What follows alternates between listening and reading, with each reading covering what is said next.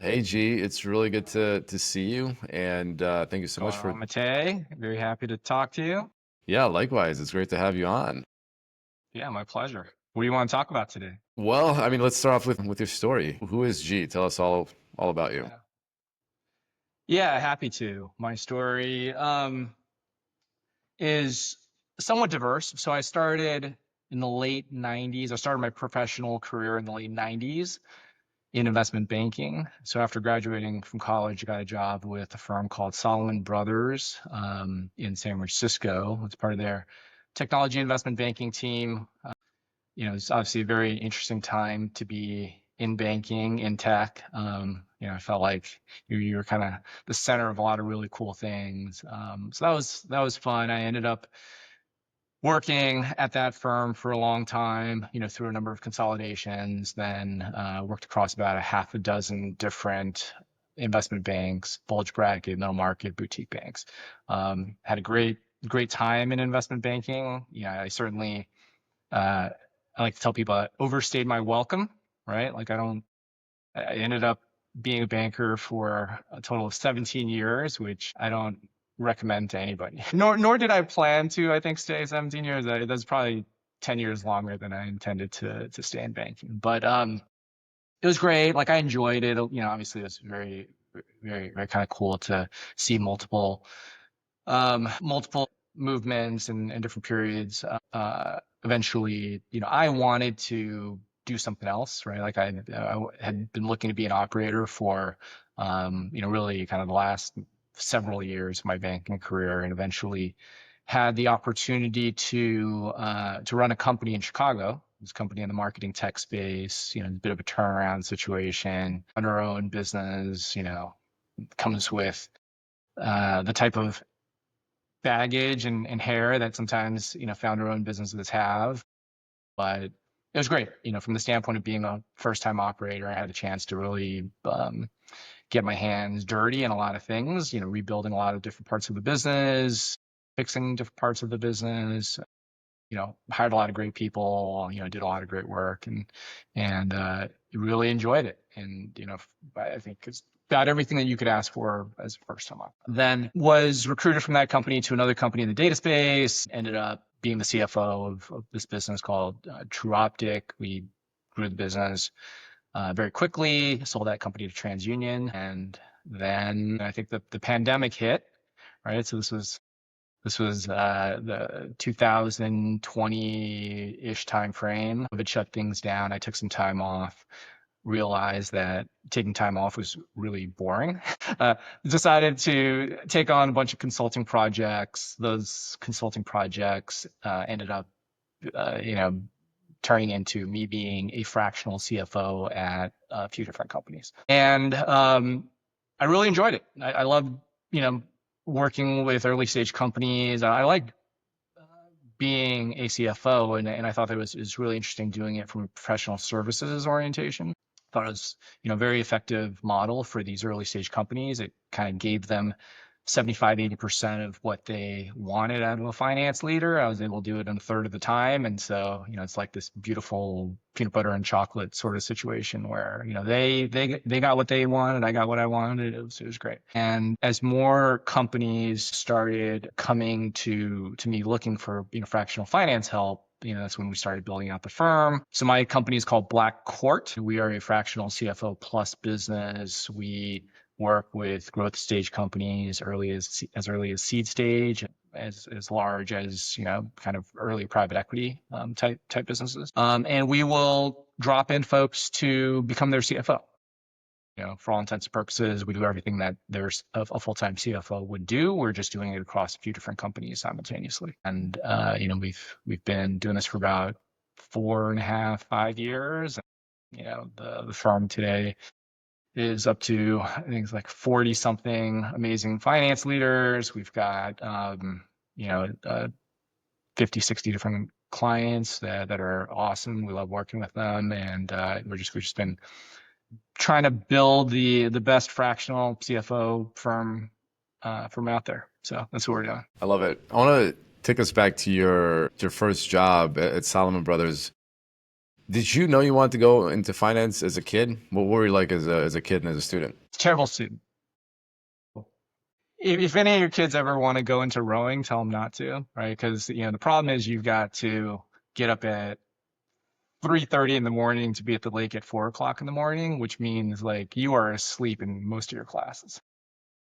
The human body just cannot accommodate that. So I was a rower in high school, and it was pretty brutal on my ability to pay attention in class, but made it through, graduated from high school, went to Cal, UC Berkeley, and I would say that I didn't have any particular aspirations to be an investment banker specifically. I just noticed that a lot of people wanted investment banking jobs. And that led me to think that, like, boy, I should want an investment banking job. If all these other people are trying to get investment banking jobs, there's got to be something there. So that's kind of really how it happened. And then I just started interviewing for all sorts of jobs, but focusing on the finance sector. And I think as these things go, you get a job and coming out of college, and it becomes your thing, right? So Do that's you that's how it happened. No master plan, just did it. I think it's interesting the point about sleeping, especially as a teenager, going through all these different growth spurts phases, and there's like I remember also being tired for long periods of time back then. I'm curious, how do you think about sleep now? Do you try to get a certain number of hours? Have you gotten better at sleeping, or you still get up early in the morning to go I've row? got three young kids, and so sleep is not something that I prioritize necessarily. It's been unpredictable for the last 10 years, ever since we had our first kid. Everybody needs to sleep, right? Everybody should sleep. Everybody should get a lot of rest. Burnout, brownout, it's a very real problem. People need to sleep. People shouldn't try to be superheroes and not sleep. I'm a big believer in getting rest and doing your best work. That's not always possible, but I think that it's important to kind of have enough rest and a clear mind so that you can make the best decisions, particularly in our line of work. Right? Mistakes can be costly and oversights can be costly, and so you want to really be laser sharp and focused when you can. And where you can't get enough sleep, coffee helps. For sure. What advice do you give your kids when it comes to sleeping and being tired and being able to focus? My kids are young. They sleep, whenever they want, right? We try to put them to bed uh, at a reasonable hour, and then they pretty much sleep all night for the most part. So they've all been pretty decent sleepers. Um, yeah, I think that being a parent's one of the hardest jobs in the world, right? Like uh, there's nothing more fulfilling and more frustrating than being a parent, and you constantly feel like you're losing, right? And you just kind of take your victories where you can. But I love my kids. They're super fun. I think it really have been a blessing to my wife and I. But being a parent is not easy. It's not easy. It's not like the world of business where, you can have a rational argument, right? And use facts and use data and try to, convince people of stuff. Sometimes, things don't go as you would expect. Although I'm sure we've all had those business conversations where it's like you're talking to your child on the other side. You're like, come on, let's be adults in here and get this thing Yeah. resolved. Yeah. There is that on occasion for sure. Sometimes that's, a little bit art of the negotiation, and just kind of people trying to gain leverage and stuff. But yeah, I mean, yeah, that certainly happens. I think having kids, dealing with kids, just gives you a um, better ability or greater capacity for dealing with nonsense, right? And you're just focusing also on kind of what's important, and just focus on the mission, trying to accomplish the goal. I think that's one lesson from raising my kids that has translated into the business world. It's just there's going to be a lot of noise, right? And there's things being thrown, tantrums, all the kind of stuff. Just gotta focus on the mission. What do you want to get out of this interaction? Like, what are you hoping to accomplish? Let's cool down emotions a little bit. Let's kind of put, you know, the knee-jerk reactions aside, and let's focus on what we're trying to accomplish here. Yeah, and like speaking of kids, I like how you're talking about your decision to go into investment banking as kind of being a bit of peer pressure. Other people are doing it. You're like, this sounds pretty good. Why don't I do it as well? I've been really curious about. I mean, Salomon Brothers was a big deal, and especially in the '90s, and especially like in San Francisco, you're working in the tech world. Tell us about that world. What were some of the things that you were seeing? What was it like when you first stepped foot into Salomon Brothers back then? It is intense. I think that's probably the best way to describe it. It is a great environment for learning and learning very quickly. There's a lot being thrown at you, a lot of new things under high pressure, and a lot of stress, a lot of sleepless nights, and tons of work, and a lot of pressure. A lot of the things that you do, are can be very impactful, right? And so have to be done with a certain level of precision and care. Very little tolerance for getting things wrong, right? And so it's a very demanding environment, but as like I wouldn't want to do it now.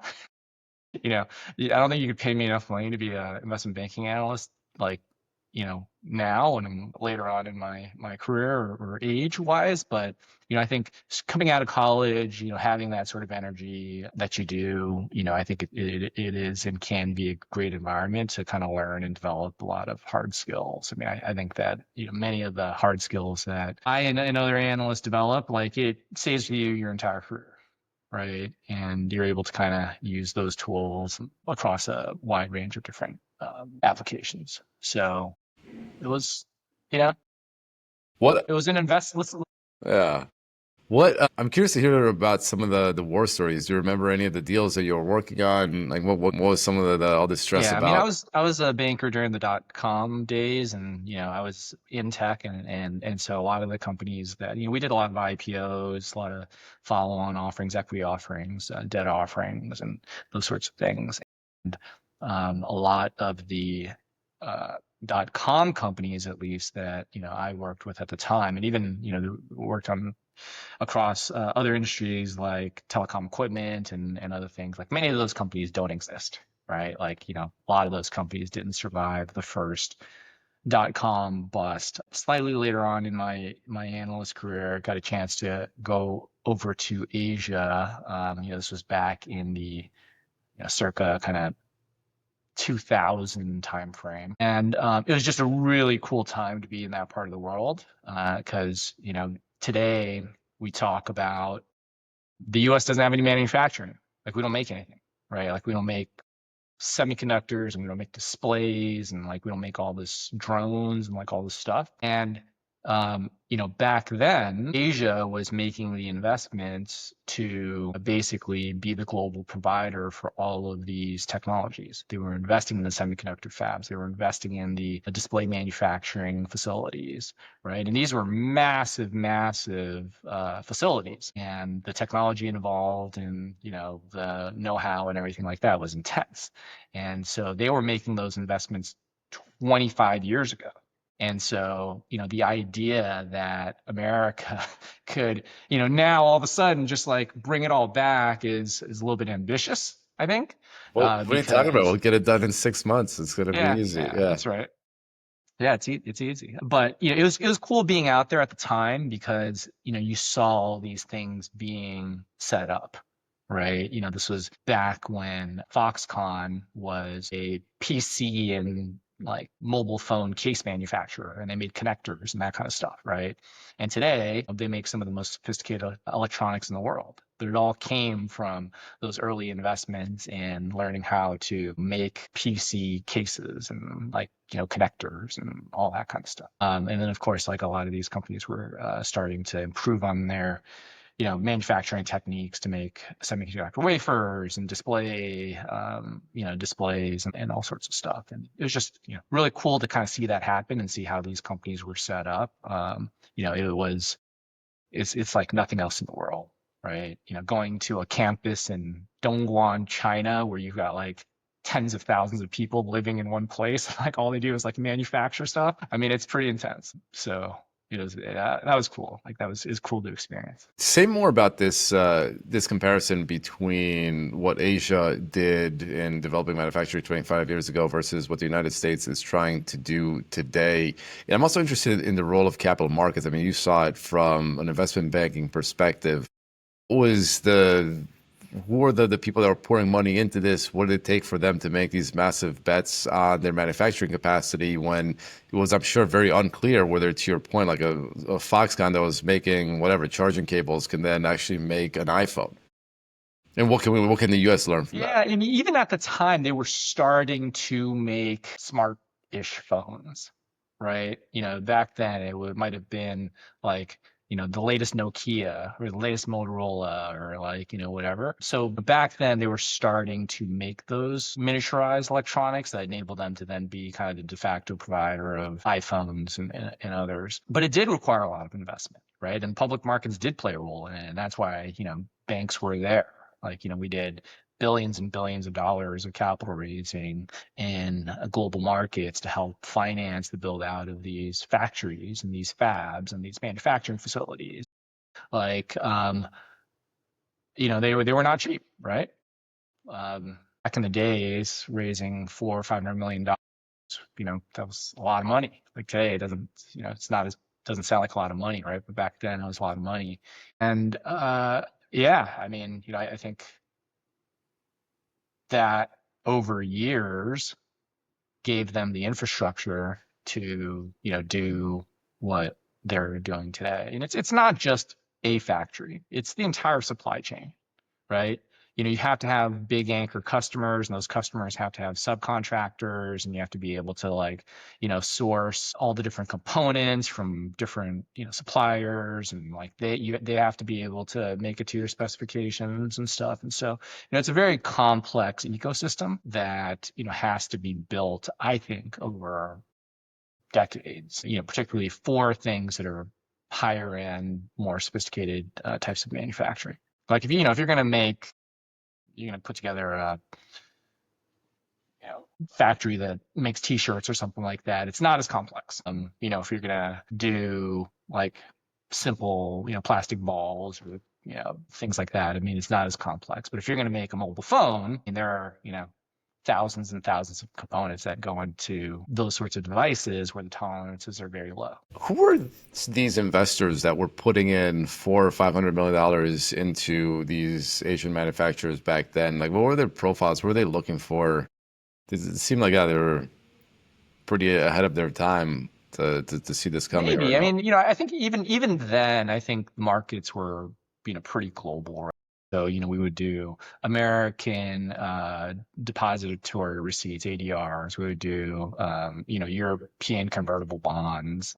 I'm sure some of them came from Asia, but a lot of a lot of American investors, a lot of European investors, really kind of allowing these companies to tap into the global markets. And going back to the dot-com failures, what are some of the things that you learned as an investment banker about those kinds of companies that you then applied like later in your career?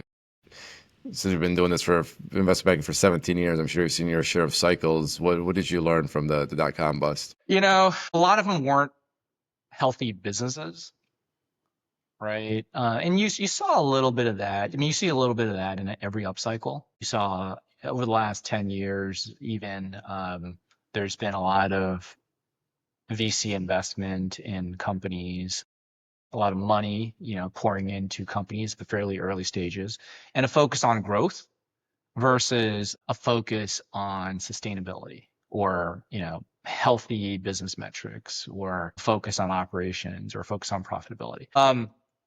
And, I think it's gotten better over time, but, certainly back in the dot-com era, there were a lot of companies that they didn't have the healthiest business models. And, a lot of it was kind of fueled by investment and fueled by optimism. And then, when those dollars dried up and when the optimism kind of cooled down, then you really saw those businesses being stressed.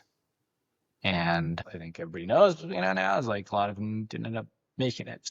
Again, like, very fortunate in my career to having been through multiple economic cycles. And, the one thing that like I have seen over and over again is, there's this bias towards growth, in upswings, and everybody's just chasing growth and like focused on growth. If you lose money to drive growth, that's acceptable, right? And I think it works so long as capital is readily available, right? And there's investment dollars to fuel that growth.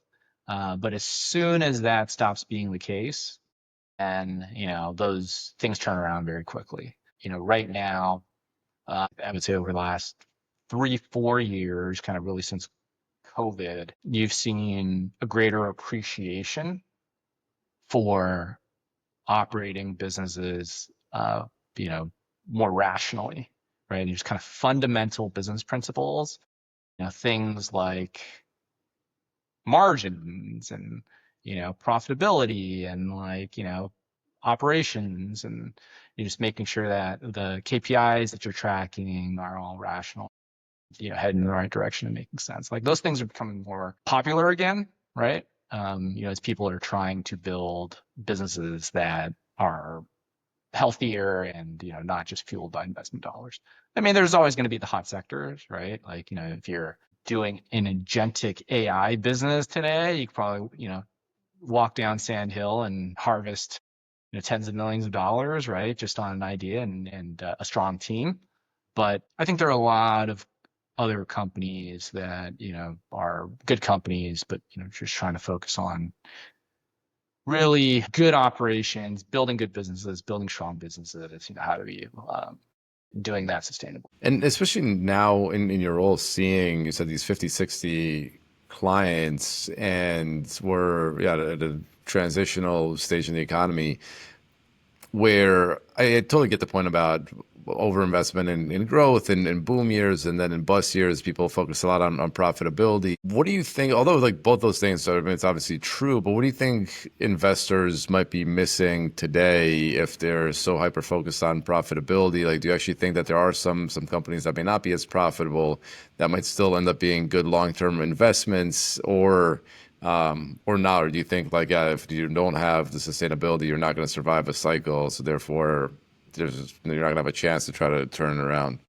I think it's very sector specific, and I think different sectors have different, they're at different levels of maturity and different kind of stages of their own kind of hype curve and growth curves. I think in some spaces, growth is still paramount. You still want to make sure that, you are getting market momentum and establishing pole position and just trying to grab as much real estate as you can, right? And then that's, if that's important in your sector or whatever, that's still a viable strategy. In other businesses, other verticals that are maybe a little bit more mature, or I think you might have to take a bit of a different approach, right? And listen, like I have nothing against the companies that built their businesses by burning a ton of money, right? And there's just some very successful, very big companies that have done that extremely well. Like Uber is a great example. In the first years of their existence, like they were paying people to take rides essentially, right? Because like they were subsidizing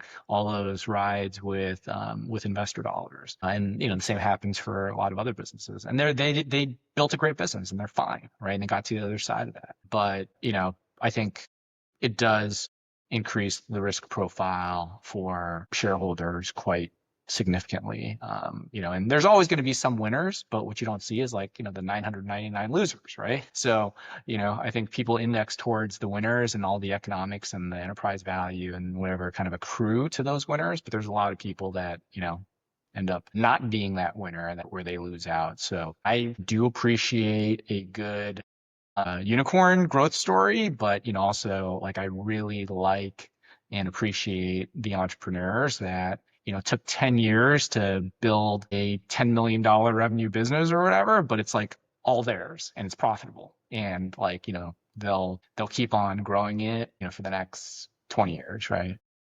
It's a good segue into the next career jump of yours when you left investment banking to join that founder-owned business. What was what was that like? What was the first of all, like, why did you feel this urge to become more of an operator? And then was it everything you thought it was going to be once you actually started doing it? Why did I feel the urge? Being an investment banker for 17 years is an extraordinarily long time. Right? I think the average tenure in banking is probably like 4 or 5 years. From that standpoint, I had a good run, let's say. I just wanted to expand my experience and I always wanted to be an operator. I had a chance as a banker to work with some amazing operators. I thought it'd be kind of really cool to get to experience that myself. And as I became an operator, I loved it. I loved being an operator. Also it prompted a move from me to the Midwest, right? So I moved from the Bay Area to Chicago. I love the Midwest. It's kind of a awesome life move as well. So I loved it. I loved, the getting your hands dirty and building stuff and fixing stuff and kind of really understanding things at a much deeper level that just appealed to me as a intellectually. The banking part of it has served me well even as an operator. A lot of the companies that I work with, that my firm works with, they're growth stage companies. So they're always thinking about raising capital. They're getting approached to, buy the business or buying other companies or whatever. So the stuff that, I did during my banking days is still relevant today. And I get to scratch that itch if I want to scratch that itch kind of across the work that we do with our clients. But, yeah, I mean, I think being an operator and, being able to get into a company and build things and watch it grow. I mean, I think it's pretty special. Yeah, no, for sure. Was it hard or easy for you to learn about the different like domains of the companies that you're working with, the industries that they're operating in, and or does that matter less when you're dealing with the financial side of the business? It's always a little bit of a challenge. The way that we think about finance is that a lot of it is pretty universal. A lot of accounting, a lot of FP&A, it's pretty universal.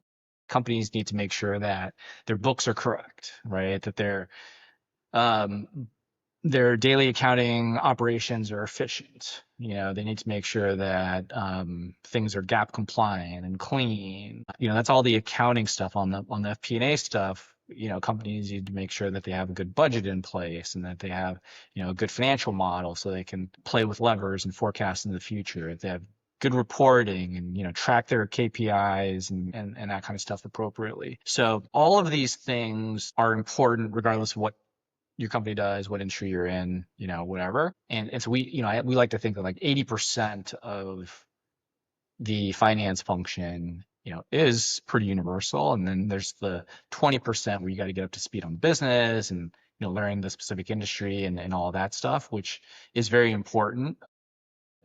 Um, if I've had the really amazing fortune to work across a dozen different companies and different sectors and stages and that kind of stuff. And so after a while, you do benefit from pattern recognition, right? You do see the same problems over and over. You kind of see the same pathways over and over. So it does make it a lot easier, right? And then also like as a banker, you work with like hundreds of companies, right? And like you're constantly exposed to new businesses, new industries and like that kind of stuff. And so yeah, it's not challenging, but I think also part of what I and other people on my team enjoy is learning about new companies, learning about new industries, getting in the weeds on a new business. Yeah, like I'd love to pivot over to your current business because I think, like you said, it is a very cool opportunity to get exposure to a lot of different companies, and you're getting into the weeds. You're seeing their financials. You're seeing some patterns. You're seeing what's working, what isn't working. I'm curious, before we could, I'd love to learn about some of the similarities, differences, like what some of your clients are doing versus not. But before we get into that, I'd love to just get a sort of range. You said you have about 50, 60 clients. What are like the revenue ranges? Are some of them profitable? Are some of them not? Like where are they in their financial journeys? Yeah, it is a pretty wide range. So, some of our smaller clients might be 10-person seed stage businesses, right? In most cases, the ones we work with tend to be pretty well funded, but like, they're fairly early stage businesses.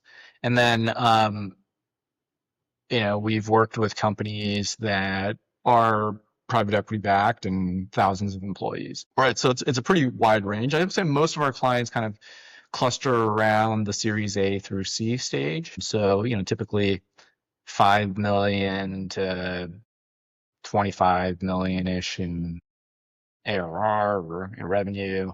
Um, all of it. The one commonality across our clients is that they all tend to be growth stage businesses. There's a lot going on in those companies. They benefit from having experienced operators around the table that kind of have seen in the next stages, right? And kind of can help uh, partner with people that are there so that they can understand what they need to build to and things that might be coming at them from around the corner. And from a profitability perspective, are any of them unprofitable? Are they profitable? We've got the entire range, ones that are unprofitable, profitable. Yeah, we're again, like, finance is pretty universal, right? And we don't discriminate. So, if a company needs help, like, we'd love to drop in and help them be better. Whether you're losing money, making a ton of money, I think companies can always be better, right, in terms of their finance functions. And you know, I think we benefit from having seen finance functions in a lot of different companies. So we can come into these companies and help them improve what they've already got, right? I don't think we've ever come across a company where they're yeah, we're all good, everything's like perfect, like, everything. I'm super happy with, all the different parts of my finance function. Usually there's some area that could use some improvement. And the question is, whether it makes sense to bring in a fractional executive, which is what we do, or whether hiring a full-time person makes more sense. And that's all just a function of like the quantum of work and the profile of the business. Yeah, how do you guys how do you explain that to prospective clients? You mentioned the difference between fractional versus full-time.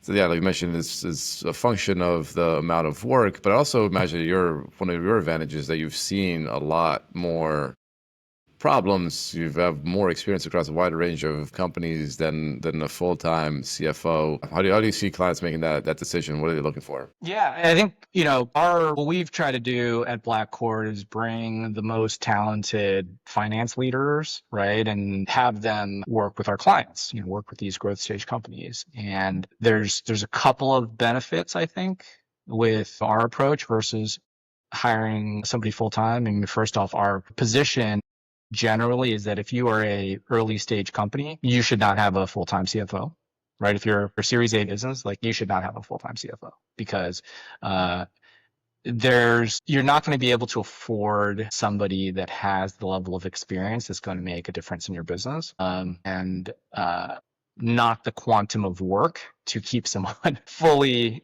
occupied for full time. So we think that the fractional approach is just better universally for Series A companies. And I think the benefit to these companies is that they get an incredible finance leader that can help them be a part of the executive team and help them navigate through the phases of their growth, right? That's important. But also, everybody comes to the CFO position from a different approach vector. Like, some people might be very accounting heavy, or some people might be very like, transaction heavy, or some people might have come in through the FP&A ranks. It's rare to have somebody that, has like a 10th degree black belt in everything, right? And so working with a firm like us, we're able to bring a much broader array of resources to support that client if they need it, right? And I think, uh, the needs of growth stage companies can be unpredictable and can be diverse.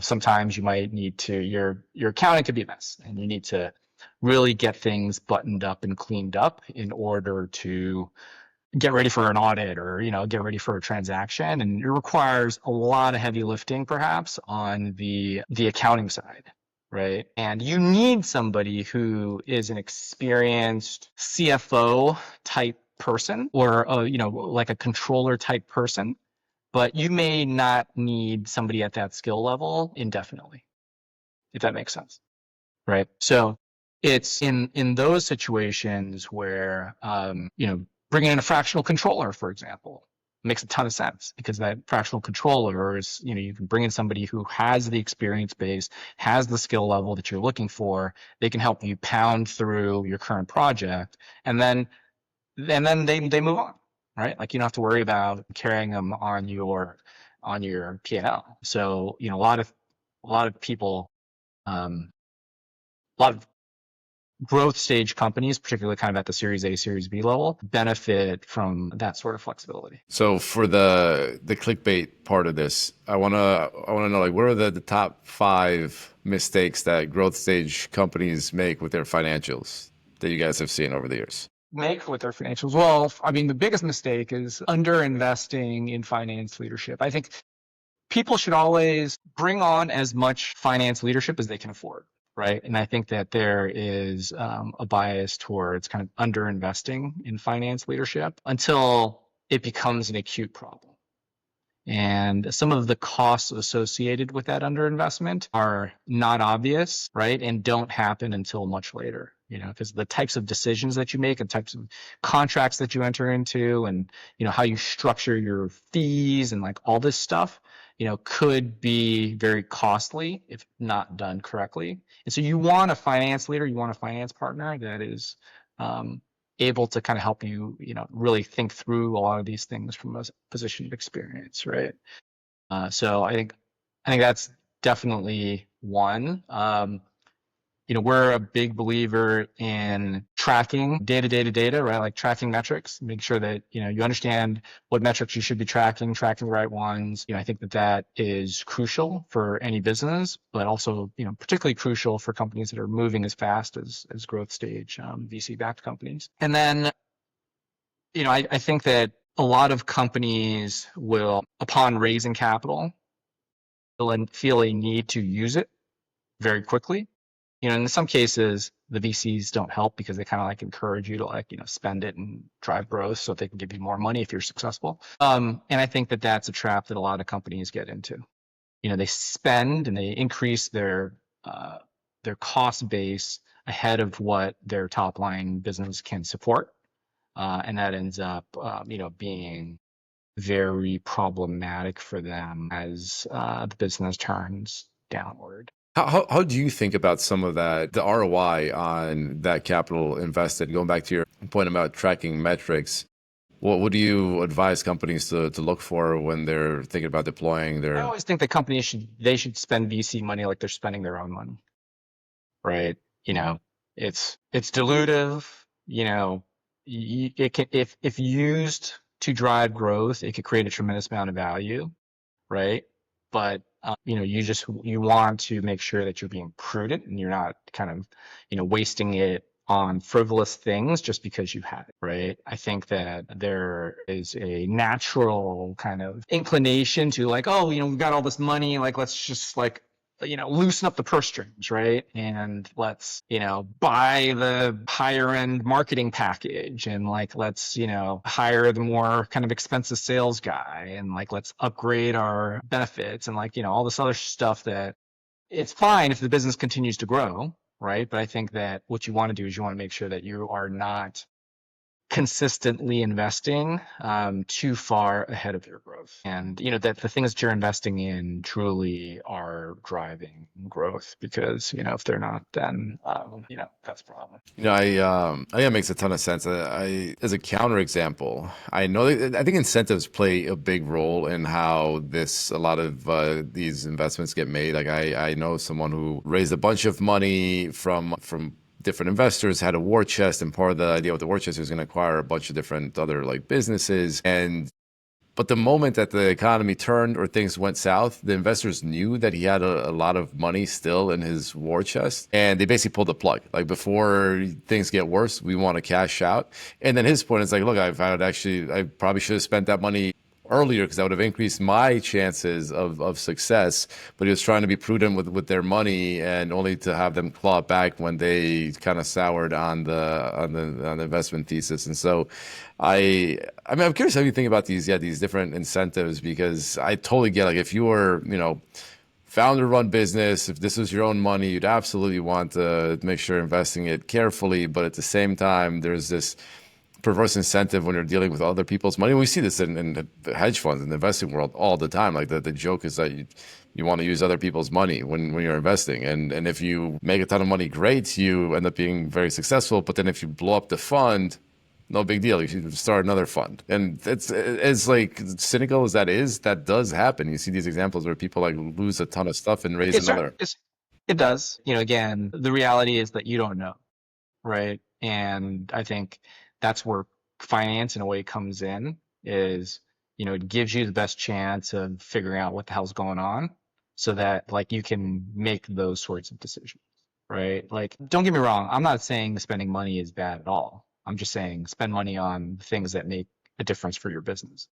But you can't spend money on the things that make a difference for your business if you are not tracking your business, right? If you don't have visibility into what's going on in your business. And I think that's the importance of finance, is it helps these companies understand what's going on in their business, so that you can invest in the right areas. And if sales is driving growth, fantastic. If marketing's driving growth, great.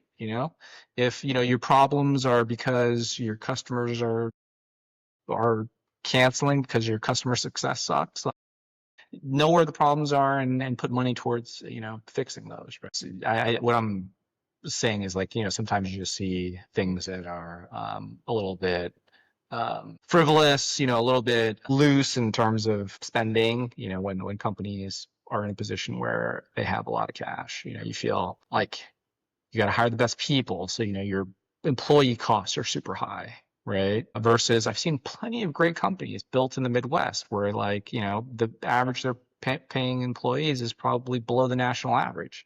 But there's a lot of great employees, and like they do great work, and they build great product, and they figure out a way to be competitive. So I think it's just those sorts of things, where figuring out kind of where your dollar goes the farthest, and then leaning into those things once you figured it out. Are we still seeing any of the frivolous like tech spending items like nap Much less. pods or Much less. yeah?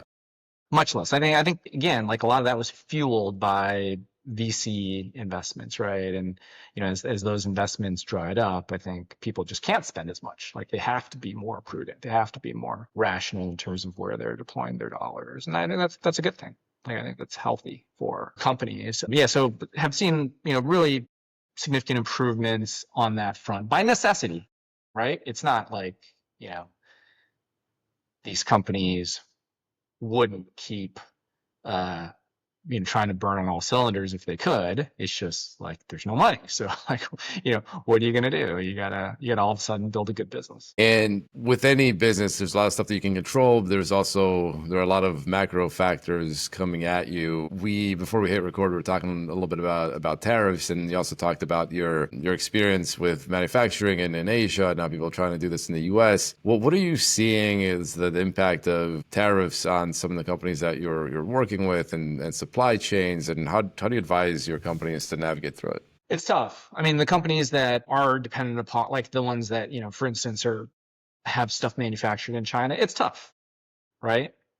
Because how do you plan for the long term when things change weekly? You can't, right? So, so it's I think it's been very disruptive very debilitating. Hopefully things are headed in the right direction, but also hope is not something to bank, your business upon, right?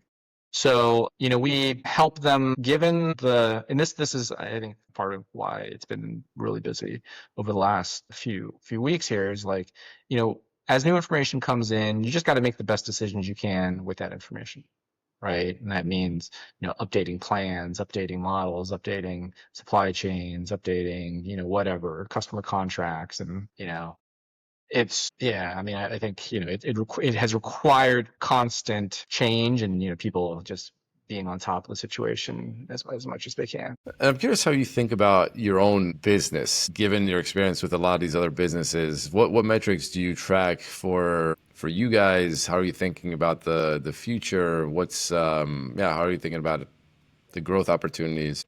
Yeah. Our North Stars are pretty simple. We're a professional services business, right? So, we look at how many customers we have, we look at what our average contract value is annualized per customer, look at our churn rates, look at, how many employees we have and employee productivity, so it's like those sorts of metrics that I think are pretty straightforward. We work with a lot of software businesses, a lot of SaaS businesses, a lot of kind of tech or tech enabled businesses. The thing that's really interesting about a services business is that whereas a lot of other companies, like many of our clients, you've got to make a pretty significant investment in technology, infrastructure, product, support, like a lot of that stuff before, you see meaningful revenue, which is kind of why it makes sense to get outside funding for those businesses. Services businesses are interesting because you can be profitable from day one, right? And thankfully we have, and it's been I think that's the thing that we try to do in terms of discipline is, we try to grow the business in a way that we're always growing profitably. And I think that's you're never going to have 4,000% growth, right? Like that sort of thing that you see with some tech companies sometimes. You can grow very capital efficiently as a services business. How do you guys charge? Is it hourly, time based, or is it? We charge on a monthly retainer. Okay. Yeah. We just kind of scope out the project based upon, what the client's needs are, and then we have a set monthly retainer. Got it. And how do you measure? You said you measure employee productivity on your side. Like, what's the unit of productivity that you guys are tracking It's just how much money we're generating, per right? per employee? Yeah. Yeah, per employee, or per some of our folks are contractors, so it's just how much money we're generating, right? And I think that's a benchmark of growth for us, right? Is if we keep our employee revenue generation high, and we're growing our customer base and all that stuff, then the math works, and everything should be heading in the right direction. I mean, we have a service-based business. A lot of these questions are a little bit selfish for me as well. We've been thinking about cost-based pricing versus value-based pricing. And a lot of services businesses, our biggest expense is labor. Technically, I mean, you can tie it to the amount of work hours that our employees have put into these different projects. But at the same time, the challenge we're having is like we're automating a ton of this through technology. And so we've gotten so much more efficient, and we are moving away from cost-based pricing.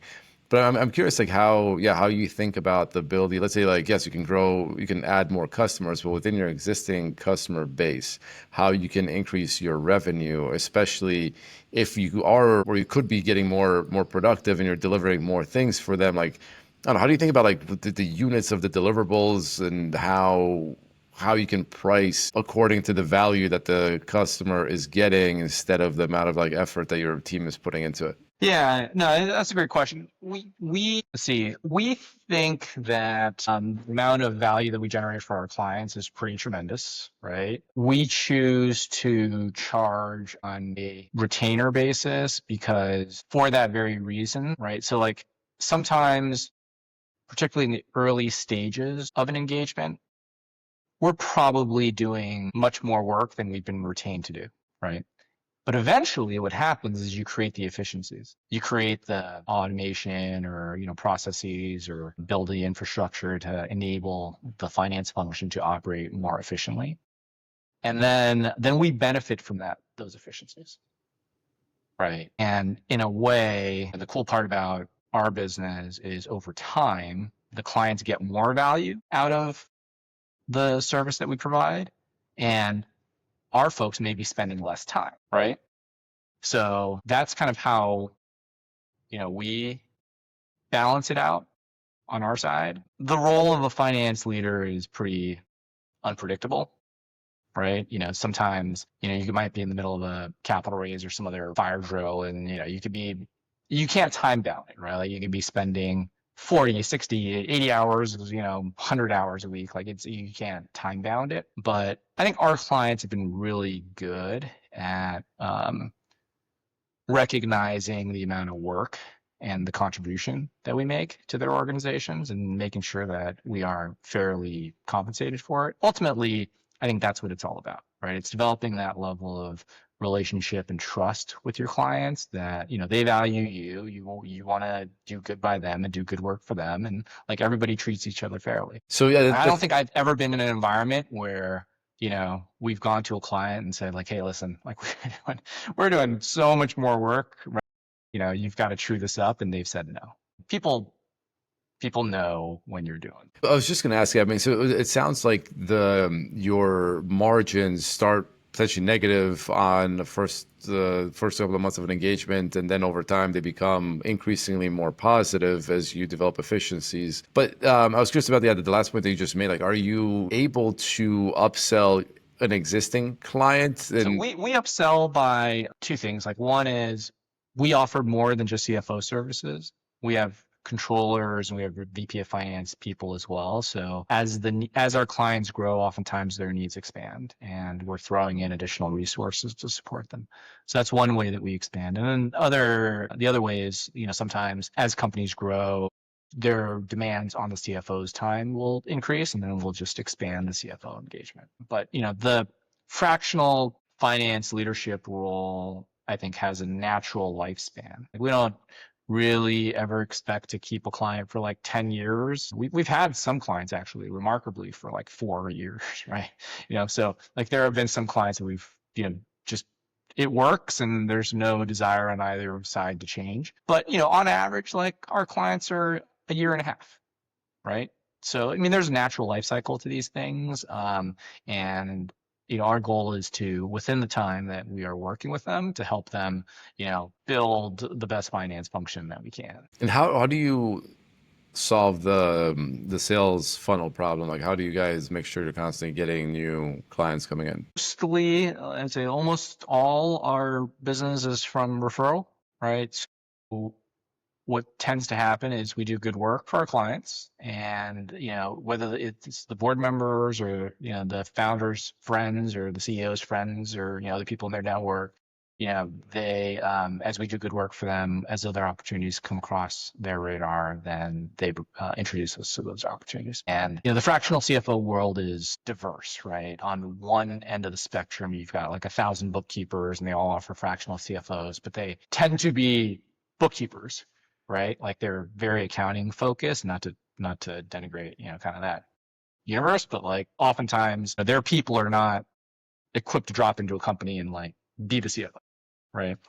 Um, nor is that their model. And then you've got a universe of people that are basically doing it as lone wolves, and they're just out like between jobs or have some time on their hands. They're kind of doing, a fractional CFO project here and there. And our approach is very different. Like we are a firm, like we have a platform, we have very talented, experienced finance leaders supported by the platform, and it creates a level of consistency and a quality of service that I think is very important to many of our clients. We're oftentimes brought into situations where it's fair to say like things are not going well, right? And the tolerance for failure is very low, and the cost of that failure could be very high. So, they will want to work with us because we've successfully done it for 150 different growth stage companies, right? Like, we have the resources of a fairly, sizable organization that we could bring to bear to help support, you and your problems. And so that gives them, I think a level of comfort that, they're working with an organization that could come in and tackle the problems without as much uncertainty. And when a client churns, what is the typical reason? They're just like maturing, they're hiring in-house, or Yeah. what happens? A lot of times it's, they've grown to a size where they need a full-time CFO, and that's great. It's amazing, right? We will oftentimes help them in that transition, and even like the best. Well, one of the other advantages of having a fractional CFO on board is the person that's best equipped to interview or help you recruit a CFO is another CFO. It's like we know what's going to be required to be successful in that role. So a lot of times, we will help with the recruiting and onboarding and transition process. But it's great. I would love nothing more than clients that we work with to be successful and grow and not need our services, right? Or be big, so big that they need a full-time CFO. Occasionally companies get bought. Occasionally companies struggle and go out of business. I think one of the things that has been really a hallmark of our business is that like we develop really, really strong relationships. Like, we come in and we're a part of the team, right? Like we're part of the team. We're in the executive meetings. We're in the company meetings. We're in the board meetings. Like we're a part of the team, right? So we, earn our place kind of at the table and help these companies through a lot. And you know, uh, I think they appreciate that, and usually, unless there is a reason to make a change, like people, it's not a easy change to make, right? I mean, there's kind of natural built-in stickiness to the service, right? Like it's very disruptive to bring in another finance leader into your company. So if things are going well, people tend to try to. Do you have you thought about like potentially offering recruiting as an additional cross-sell opportunity when a client reaches their end of life, so you guys can place that full-time candidate? Or I mean, we try to occupy spaces that what we do is best in class and differentiated. And there's many very talented, very well connected like recruiting firms out there. There's really no need for us to be in that business. We're happy to refer business to other service providers. The firms that we work with, I mean, they do well over $500 million in spend right across their P&L. And so like, there's legal expenses and there's CPA expenses and there's tax expenses and there's like HR, recruiting expenses and other sorts of professional services that these companies need. Like, we're more than happy to farm it out to, other talented providers in the ecosystem. Um, we just want to make sure that, we just want to focus on doing what we do and just doing it like extremely, extremely well. Right.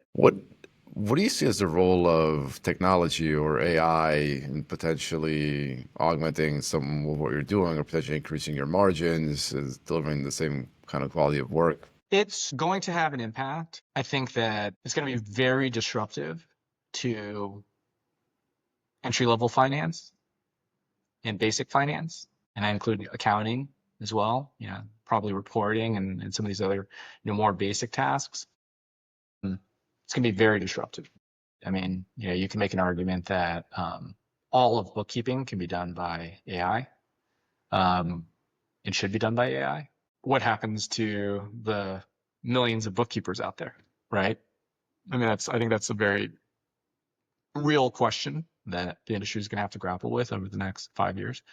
Well, just a quick pause on that. Why do you think that bookkeeping is primed for disruption with AI? Well, I think AI does best when the problem is well defined, the data is there, and it's all digital, right? So like that's all bookkeeping.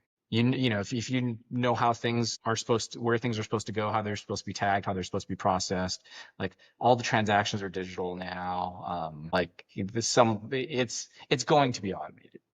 It's not a question of if, it's a question of when, right? And so, I guess your point is that Yeah, bookkeeping is essentially a tagging problem. You have a transaction, you have to figure out where it needs to that's go, exactly. and tagging is pretty easily Yeah. done And by then AI. somebody who's a more experienced, like controller or somebody reviews all the stuff and says, yeah, yeah, correct, not correct, boom, boom, boom. Right. Um, a lot of the entry level jobs are just going to, in accounting in particular, are going to, to go away. And, I think it'll be interesting to see what happens with the industry and kind of what replaces that. Finance, there's some kind of reporting tools and some automation tools like on the FP&A side that may be interesting. FP&A is hard. Financial modeling is hard. I think it's hard. Companies change a lot, and I think it's hard to uh, automate that portion of it and have AI do that portion of it. So that may be done. It'll take a little bit longer. I think strategically, we're happy about the position in the real estate that we occupy because it's our belief that you will always need the finance leaders, right? The finance leaders may be sitting on top of a finance stack that's more people oriented, or it may be sitting on top of a finance stack that's more automated and AI oriented. But your finance leaders will be sitting on top of that stack, right? And so, from that standpoint, we like the position that we occupy. I think that if the world ever reaches a point where you can automate the job of a CFO, then humanity is going to have bigger problems, right? So, I think it's going to be a while before we have to worry about that. But, our approach to these things is like let's figure out what the best tools are out there, right? So let's figure out who the best what the best technology is, what the best tools are for different use cases, and let's help our clients benefit from it, right? And we can use it in our own work and where it provides leverage and saves time and figure out kind of how best to deploy it at our clients as well. I'm curious about the implications of what you just said across the broader professional services industry, but if we stick within like accounting and finance, maybe in particular, you said there's something like a couple of million bookkeepers in There's the, got to be. Yeah, yeah. there's got to be like over 1 million bookkeepers in the US. Yeah, and like, and how? I'm curious, like, what this means for maybe even like the big four, or what it means for other professional services firms that might employ a bunch of these different people at all sorts of levels, including some of the more junior levels. Are they able to, or is the real winner going to be someone that just starts an AI bookkeeping company? Like, what are the winners and losers of this? My personal belief is that companies and organizations will always want somebody else to own the problem, right? So you have to have somebody to own the problem, even if it's automated, right? Like you're not going to go to a CEO and say, okay, like here's an AI bookkeeping agent, like you own bookkeeping now, or you own forecasting because like they got a bunch of other stuff that they want to worry about. They want somebody else to own it, right? So you always have to have the person that owns that stuff. What it means for these companies, like hard to say, right? Like I think that they're going to look different. I think that the services they offer are going to, be much more automated and parts of their service offering is going to be much more automated. I think that the question in my mind is if you get rid of a lot of the junior people, who becomes the senior people in 10 years, right? So like, if you hollow out the entry level, then how do you get the experienced people in a decade or 2 decades, right?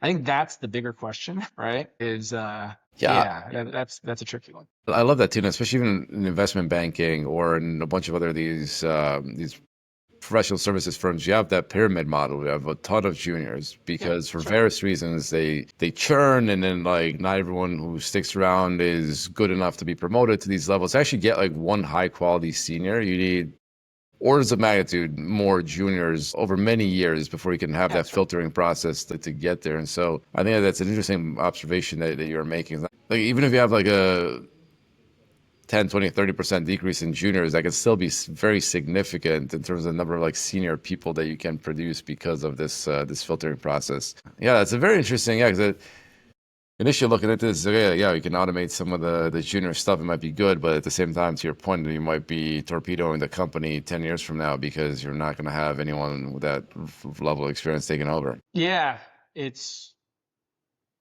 I mean, this will be the problem of our time, right? Kind of the disruption that comes from these technologies. I mean, I think, we're gonna have to really kind of figure out the ways to navigate that. Because there's going to be a lot of social disruption. Are all these people going to be able to find other jobs? Maybe, I don't know. If my kids were graduating from college, or my kids were entering college today, I might tell them to go be a plumber instead of, like, being a finance bro, or, a computer science engineer, right? Because, like, I don't know if the computer science engineers are going to be hiring in 4 years, but I know that plumbers are going to be, they're going to have jobs until people stop going to the bathroom. Yeah, I mean, there's no question, right? There's going to be a massive amount of disruption. No, that's fascinating, and it's yeah, the whole irony of if you're 100 years ago asking which jobs would be most likely automated by robots and technology, people would have said plumber. No one would have said, no, it's you, the accountant or the lawyer. And it's turns out Yeah, that, yeah, it's it's actually been knowledge work, man. That's, it's on the block. You're always going to need some people, because, again, like, I think people don't want to own stuff, right? So they want somebody else to own stuff and, like, occupy it and figure it out and, like, that kind of stuff. So you're always going to need some people, but, you're going to need a lot less of those people. It's kind of like travel back in the day, like, when you had to contact 20 different travel agencies and the airlines and all that kind of stuff. Like, you needed, people to manage your travel, right? And then all of a sudden, all the travel's automated and you hop online, you can do it yourself.